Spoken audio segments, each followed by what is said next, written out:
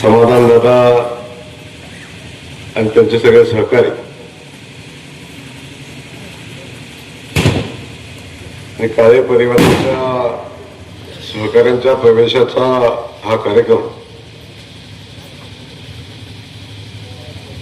आज भारतीय जनता पक्षामध्ये त्यांचा प्रवेश होत असताना या कार्यक्रमासाठी उपस्थित असलेले आमचे दुसरे समाधान दादा, तुम्हाला दादा म्हणतात की नाही? पलीकडे दादाच ना?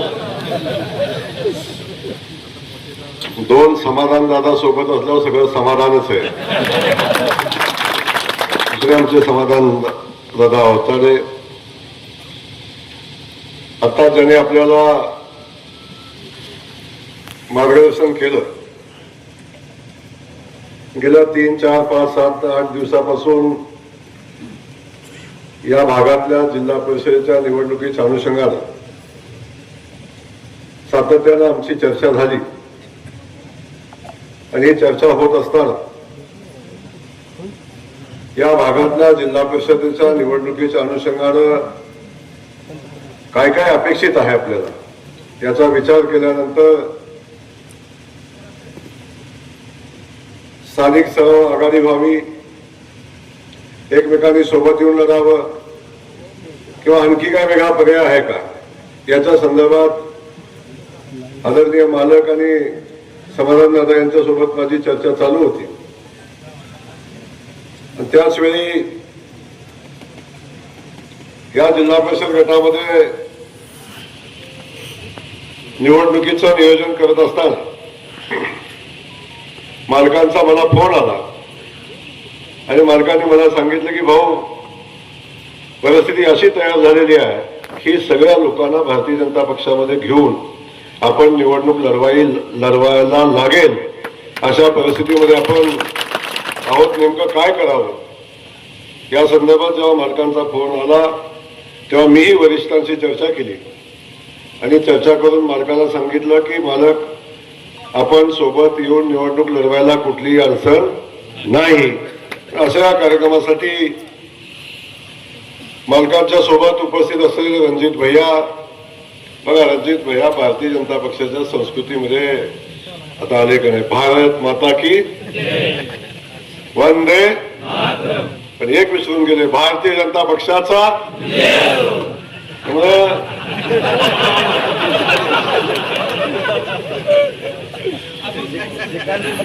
अजून प्रक्रिया चालू आहे. सन्माननीय रणजित भैया आणि ज्यांचे माझे खूप जुने संबंध आहे, सोलापूर जिल्ह्यामध्ये प्रशांत मालक असतील, संजय मामा असतील, आणखीन काही लोक आहेत, त्यांची नावं घ्यायची नाही इथं मला, पण या सगळ्यांच्या सोबत कल्याणरावजी काळेंचाही माझा स्नेह, राजकारणाच्या पलीकडं जाऊन आमचा स्नेह आहे. त्यांच्याकडे कारखान्यावर मी अनेकदा जेवण केलंय, त्यांनी माझ्या घरी जेवण केलंय, पण तो आमच्या कार्यपद्धती वेगळी आणि पक्ष वेगळे, विचार वेगळे म्हणणार नाही मी, परंतु त्या त्या परिस्थितीमध्ये आपण ज्या ठिकाणी काम करतो त्या त्या ठिकाणी आपापलं काम चालू असतं. आज खऱ्या अर्थानं इथं येताना मला आनंद झाला की कल्याणरावजी काळे साहेबांच्या सोबत आज कार्यक्रम करण्याचा पहिलाच योग आला. आणि इथे येत असताना काय बरीच माणसं मगाशी कोणत्या टीव्हीवर कोणी मुलाखती दिल्या, या पक्षात नाही त्या पक्षात, त्या पक्षात नाही या पक्षात, असा काय विचार चर्चाही केली. त्यांचा इतिहास भूगोल सगळाच माझ्याकडे योग्य वेळी सांगेन मी. कल्याणराव मी मनापासून धन्यवाद दिले. त्यांची अजितदादाप्रती असणारी निष्ठा, त्यांनी मला घरामध्ये बसल्यानंतर सांगितलं, भाऊ तुम्ही म्हटला तर मी प्रवेश करतो, परंतु मला दादांशी बोलायची माझी इच्छा आहे. मी अजितदादांच्या सोबत चर्चा करेन, इथली परिस्थिती सगळी त्यांच्याशी बोलेन आणि मगच मी माझा निर्णय घेईन. आणि मी माझ्या मित्राला सांगितलं की तुम्ही तसंच करा, दादांच्या सोबत बोलून घ्या. दादा नाही कळालं पण इथं काय चाललंय. तेव्हा सन्माननीय कल्याणरावजी काळे साहेब, युवराजदादा पाटील, सन्माननीय दादांचे चिरंजीव नातू आणि या भागातल्या सगळ्या विकासाच्या प्रक्रियेमध्ये सातत्याने सहभागी असणारे सगळे कुटुंब, सगळेच कुटुंबीय ते सन्माननीय युवराजदादा पाटील, समाधानदादा काळे, उत्तम काका, महादेव देटे, तानाजी वाघमोडे, माऊली हरवणकर, हर्षल कदम, शहाजी साळुंके, भारत कोळेकर, सुभाष मस्के, किशोर खरडकर, शुक्राचार्य गौरी, जिगर गायकवाड, राजाभाऊ जगदाळे, हरिभाऊ शिंदे, जयराम शिंदे, सहकार शिवमणी सहकार कारखान्याचे सर्व संचालक, सगळे नेते, वाखरी जिल्हा परिषदेच्या उमेदवार आणि पहिल्यांदा या जिल्हा परिषद गटात कमळाच्या चिन्हावर ज्या जिल्हा परिषद सदस्य होणार आहे, मी असंच होणार आहे म्हणत नाही, मला माझा इतिहास माहिती आहे, कारण मी अंदाज घेतल्याशिवाय आणि मला कॉन्फिडन्स आल्याशिवाय मी बोलत नाही. त्यामुळं इथल्या उमेदवार सन्माननीय मोनिकाताई समाधान काळे, पंचायत समितीचे सन्माननीय प्रियांका नाईकनवरे, सन्माननीय गोपाळपूर नगर गणातल्या रंजनाताई अण्णासाहेब शिंदे, अण्णा शिंदे, रंजनाताई कोण लिहिले पुढे, माझं काय चुकलं लिहिणारच आहे. आणि त्यासोबत आपल्या सगळ्या परिवारातले सगळे आपले सहकारी, आणि आपण अगदी छोट्याशा याच्यावर गावस्वरूपीच कार्यक्रम आपण घेतला या परिसरातल्या लोकांना बोलवून. काल 5 वाजता मालकांचा फोन आला की आता प्रचारात तिकीट दिलेलं आहे आणि प्रचाराला सुरुवात करायची आहे, प्रवेश घेतल्याशिवाय कसं करायचा, उद्या परवाचा वेळ आपल्याकडे आहे का. मालकांना म्हटलं परवाचा कशाला, आजचाच घ्या, उद्याचाच घ्या, आणि तातडीने आता सकाळीच घ्या म्हणजे दुपारपासून कामाला लागता येईल. तेव्हा आज समाधानदादा, त्यांचे सगळे सहकारी, आमच्या मोनिकाताई यांचा प्रवेश आज भारतीय जनता पक्षामध्ये झाला असं मी पहिला जाहीर करतो. वास्तविक हा प्रवेश जिल्हाध्यक्षांच्या उपस्थितीत होतो, पण आमचे जिल्हाध्यक्ष जिल्हा परिषदेचे उमेदवार आहेत, त्यामध्ये छाननीमध्ये बिजी आहे. आज प्रवेश करत असताना मी मनापासून भारतीय जनता पक्षामध्ये आपलं स्वागत करतो. जगातला सगळ्यात मोठा पक्ष, देशातला तर आहेच आहे, जगातला सगळ्यात मोठा पक्ष हा भारतीय जनता पक्ष आहे. या भारतीय जनता पक्षाच्या परिवारामध्ये आपलं आता स्वागत आम्ही सगळ्यांनी केलेलं आहे. समाधानदार बोलताना आपण सांगितलं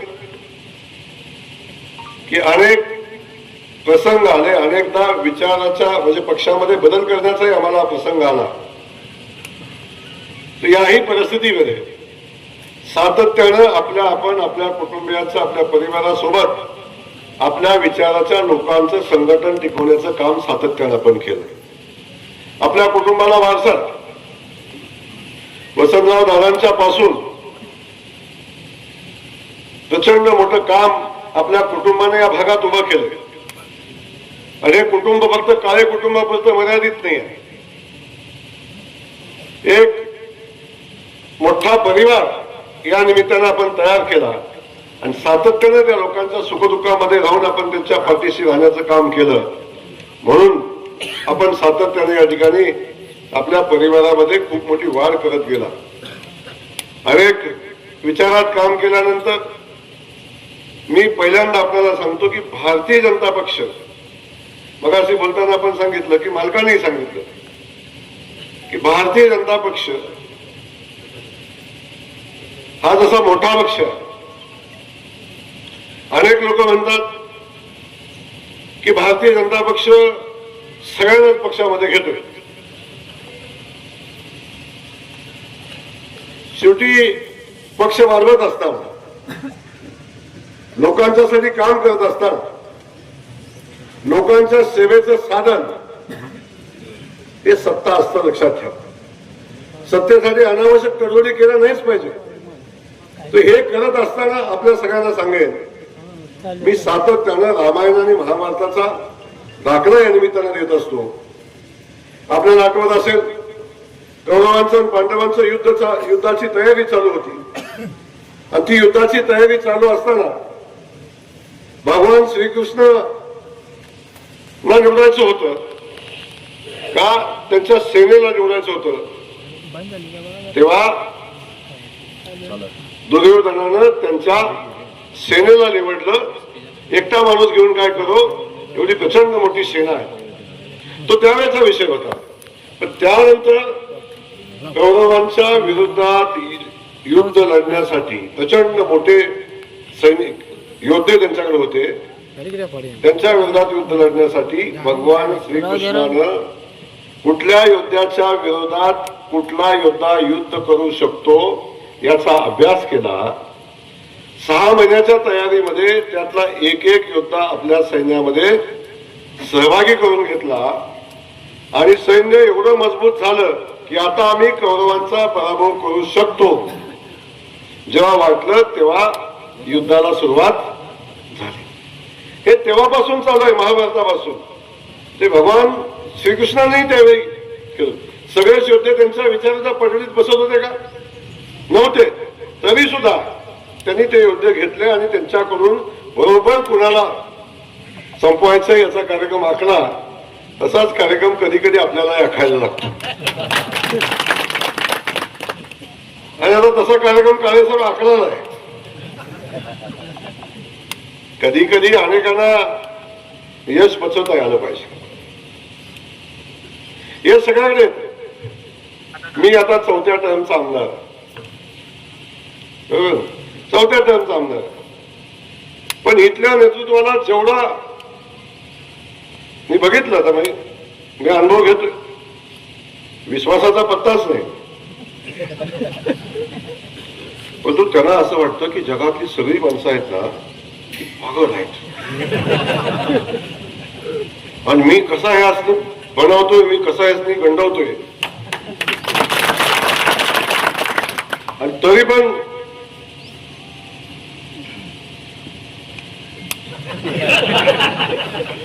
मागे ठेवतो काय असं त्याला.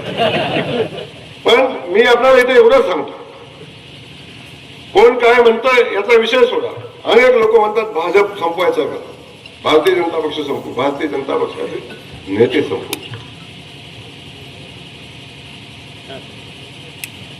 भारतीय जनता पक्षाला संपवणारा अजून जन्माला यायचा आहे. आपण आपल्या क्षमतेप्रमाणे, आपल्या कोटीप्रमाणे बोलावं, कोटीच्या बाहेर जाऊ नये अशी माझी विनंती या निमित्ताने राहील. भारतीय जनता पक्षानं जर छत काढलं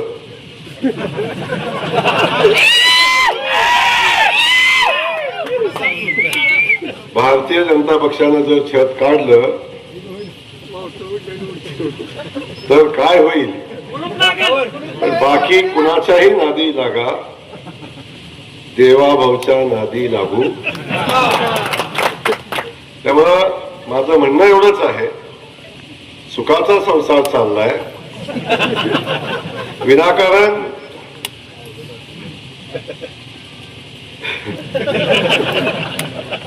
पहिलंच बैठक आहे त्यामुळे जास्त काय बोलत नाही. तुम्हाला माझं एवढंच सांगणं आहे, तुम्ही आता या पक्षाच्या विचारात आलाय. माझी विनंती तुम्हाला आहे, हा पक्ष शिस्तीचा पक्ष आहे, इथं आचारसंहिता असते, वेळ लागेल, अवधी लागेल, पण या पक्षाच्या आचारसंहितेत जसा आमचा रणजित भैया तातडीने आलेला आहे, मी पण कुठे होतो. मी म्हणत नाही मी काय माझा जन्म भारतीय जनता पक्षात झाला, हो मी होतो, पण जेव्हापासून आलो तेव्हापासून भारतीय जनता पक्षाच्या विचारामध्ये येऊन भारतीय जनता पक्षाची तत्व, भारतीय जनता पक्षाचं कार्य आत्मसात करून आपण या आचारसंहितेत राहून काम केलं तर सामान्यातल्या सामान्य माणसाला न्याय कोण देऊ शकतं, तर भारतीय जनता पक्ष देऊ शकतो.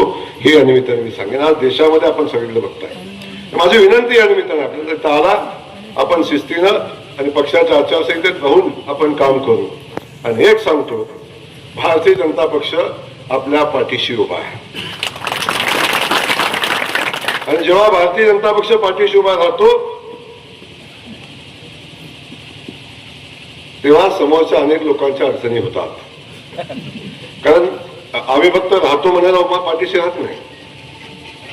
आम्ही जेव्हा राहतो आपल्या कार्यकर्त्यांना बळ देतो, पक्ष देतो तेव्हा प्रचंड ताकदीने आपल्या पाठीशी उभं राहतो.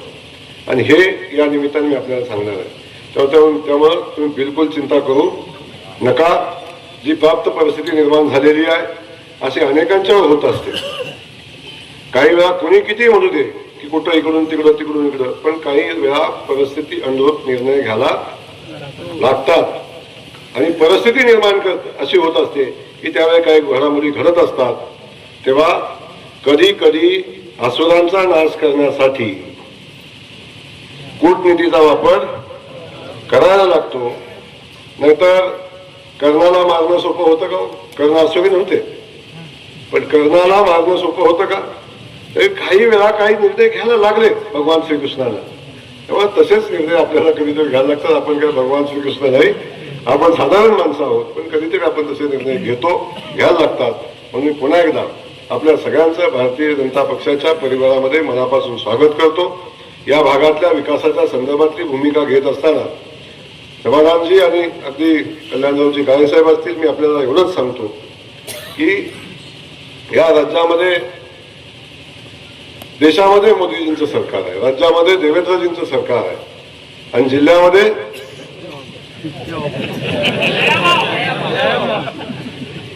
भारतीय जनता पक्षाचं सरकार आहे. पण इथला पालकमंत्री हे नक्की आहे.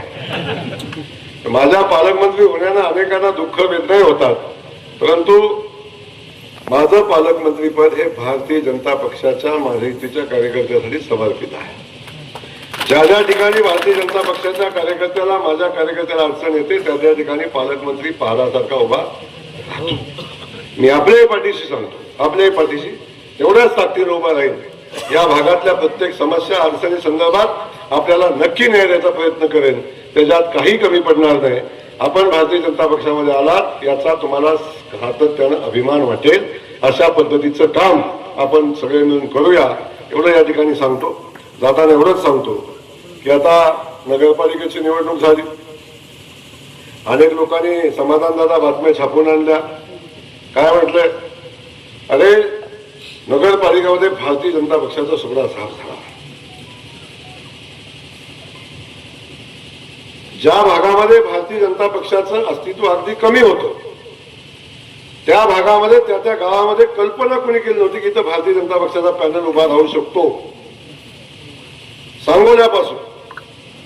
सांगोल्यापासून आपण विचार केला तर अगदी कुर्डवाडीपासून करमाळ्यापर्यंत एक 2-3 शहरं सोडली तर जिथं भारतीय जनता पक्षाचं अस्तित्व नव्हतं त्या ठिकाणी भारतीय जनता पक्षानं कमळ चिन्हावर स्वतःचं पॅनल उभं केलं. नगराध्यक्ष पदाचे उमेदवार उभे केले आणि आपण बघितलं 2चं 4 झाले. 3 नगरपालिका अशा झाल्या की जिथं बहुमत आमचं आलं, नगराध्यक्ष आमचा आला नाही. 7 नगरपालिकेमध्ये आमचं बहुमत आलं आणि त्यासोबत 2017 साली झालेल्या निवडणुकीमध्ये आमचे नगरसेवक किती होते? 31. त्यातले अक्कलकोटचे 20 राहिले किती? 11. अख्ख्या जिल्ह्यात म्हणजे प्रति नगरपालिका 1 सुद्धा नगरसेवक नव्हता अशी परिस्थिती होती. अरे त्या वाळवंटात भारतीय जनता पक्षानं स्वतःच्या चिन्हावर पॅनल टाकलं. 7 नगरपालिका ताब्यात पण घेतल्या आणि 131 नगरसेवकांचे किती झाले? 144 झाले. जे विरोधातल्या सगळ्या पक्षाची बेरीज केली तर समाधानाला 3 जास्त आहेत. 3 जास्त आहेत.